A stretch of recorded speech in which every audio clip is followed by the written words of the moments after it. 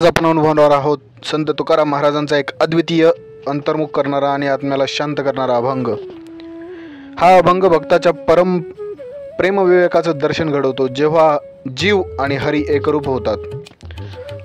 अभंगाला सुरुवात करण्यापूर्वी तुम्ही जर या चॅनलवरती नवीन असाल तर चॅनलला सबस्क्राईब करायला विसरू नका, लाईक करायला विसरू नका आणि शेअर करायला विसरू नका, कारण आपण या चॅनलवरती संत तुकाराम महाराजांच्या 5000हून अधिक अभंगाचं गाथ्याचं पारायण करत आहोत, ज्यावरती आपण महाराजांच्या 500 वर्षाहून पूर्वी लिहिलेल्या अभंगांचं, सुमारे 400-500 वर्षांपूर्वी लिहिलेल्या अभंगाचा आजच्या जीवनातही कसा उपयोग आपल्याला पडू शकतो किंवा त्याचं वेगळ्या अर्थाने निरूपण आपण करत आहोत, ज्यामध्ये आपण प्रथम अभंगाचं वाचन करतो, त्यानंतर प्रत्येक चरणाचा अर्थ आणि त्याचा आपल्या जीवनाशी संबंध लावून त्याचा आजही आपण कसा उपयोग करून घेऊ शकतो हे शिकतो। तर तुम्ही जर या चॅनलवरती नवीन असाल तर सबस्क्राईब करा आणि शेअर करा। चला तर आपण आजच्या अभंगाकडे वळूया। प्रथम आपण अभंगाचं वाचन करणार आहोत आणि त्यानंतर प्रत्येक चरण पाहणार आहोत। शिकवले तुम्ही ते राहे तोवरी, मजा आणि हरी वियोगतो, प्रसंगी या नाही देहाची भावना, तेथे या वचना कोण मानी, तुका म्हणे चित्ती बैसला अनंत, दिसो नेदी नित्य अनित्य ते। महाराज प्रथम चरणा म्हणतात, शिकवले ते तुम्ही ते राही तोवरी, म्हणजे तुम्ही जे शिकवलेलं आहे ते अजून फक्त तोंडावर आहे। मजा आणि हरी वियोगतो, म्हणजे माझा आणि हरीचा अद्याप वियोग आहे। म्हणजेच महाराज म्हणतात की लोक मला नेहमी उपदेश देतात, भक्ती कर, नामस्मरण कर, पण हे सगळं बाहेरचं राहिलंय, अजूनही माझं मन श्रीहरीमध्ये पूर्ण एकरूप झालेलं नाही। भक्ती केवळ बोलण्यात नको, ती मनात, हृदयात, जीवनात उतरली पाहिजे। उदाहरणार्थ आपण एखाद्या व्यायामशाळेचा कोर्स घेतो, ट्रेनर सांगतो हे खा ते टाळा, पण आपण ऐकतो आणि वळतो, आचरणात आणत नाही। त्याचा उपयोग काय? तरच भक्ती केवळ ऐकण्यापुरती नको, तर ती अनुभवली पाहिजे, ती केली पाहिजे। नाहीतर फक्त आपण भक्तीबद्दल ऐकतो आणि पुढे वळतो, तर हे असं करायला नको आहे। जसं आपण जिम लावतो आणि जिमला जातच नाही, त्याप्रमाणे द्वितीय चरणामध्ये महाराज म्हणतात, प्रसंगी या नाही त्या देहाची भावना, म्हणजे या अवस्थेत शरीराची जाणीवही उरत नाही, तेथे या वचना कोण मानी, म्हणजे जेव्हा कोणाचे शब्द परिणाम करत नाहीत तेव्हा।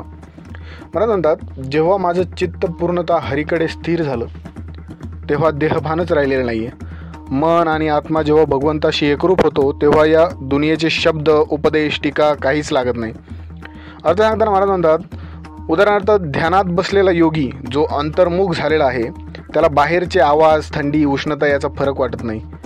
तुम्ही पाहत असाल ना, हिमालयामध्ये कित्येक योगी अनुसंधान करतात, कित्येक योगी ध्यान करत असतात, त्यांना तिथल्या थंडीचा काहीही उपयोग होत नाही किंवा काहीही फरक त्याच्यावरती पडत नाही। पण आपण जर एकदा त्या थंडीमध्ये गेलो तर आपल्याला कुडकुडायला होतं। त्याप्रमाणेच तसंच इथे महाराज अनुभवताना सांगतात की बाहेरच्या स्थितीचा आणि याचा देहबानाचा उरत नाही जेव्हा आपण हरीकडे पूर्णतः वळलेलो असतो। तिसऱ्या चरणामध्ये महाराज म्हणतात, तुका म्हणे चित्ती बैसला अनंत, म्हणजे तुकाराम महाराज म्हणतात, अनंत भगवंत आता माझ्या अंतःकरणात स्थिर झालेला आहे। दिसो नेदी नित्य अनित्य ते, म्हणजे मी सतत पाहतो नित्य व अनित्य यामधील फरक। महाराज सांगतात की आता माझ्या चित्तात अनंत हरी स्थानापन्न झाले आहेत, त्यामुळे आता मला हे माहीत आहे की जगातील गोष्टी, पद, पैसा, शरीर सगळं क्षणभंगूर आहे। खरं कायमस्वरूपी तारणहार म्हणजे हरिनाम आहे। तर आपल्या आयुष्यात आपण अनेक गोष्टींमध्ये अडकतो, इगो, स्पर्धा, ईर्ष्या, प्रसिद्धी। मात्र जेव्हा आपण आत्मपरीक्षण करतो, ध्यान करतो, हरिनामात मन लावतो, तेव्हा आपोआप हे सर्व सोडून जातं, कारण आपण अनित्यपासून नित्यकडे वळतो।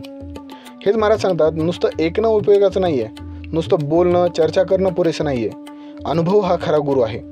भक्ती म्हणजे आत्म्याचं परमेश्वराशी ऐक्य, ते शरीराच्या पलीकडचं आहे। तर मित्रांनो, हा अभंग आपल्याला शिकवतो की भक्ती म्हणजे केवळ परंपरा नव्हे, ती अनुभवायची आहे। हरिनाम हे औषध आहे आणि अनुभव म्हणजे त्याचं सेवन।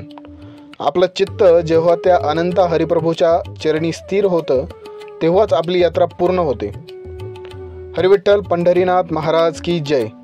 तुम्हाला अभंग आवडले असल्यास चॅनलला सबस्क्राईब करा, लाईक करा आणि शेअर करायला विसरू नका, कारण अगोदर सांगितल्याप्रमाणे आपण या चॅनलवरती महाराजांच्या 5000हून अभंग अपलोड करत आहोत, ज्यामध्ये फक्त अभंग अपलोड करत नाही आहोत, तर त्याचा आपल्या आजच्या जीवनाच्या उदाहरणांशी जोडून आपण कसे त्यावेळेचे महाराजांचे अभंग आजही उपयोगात आणू शकतो किंवा आपलं जीवनमान उंचावू शकतो, ते आपण या चॅनलवरती अपलोड करतो।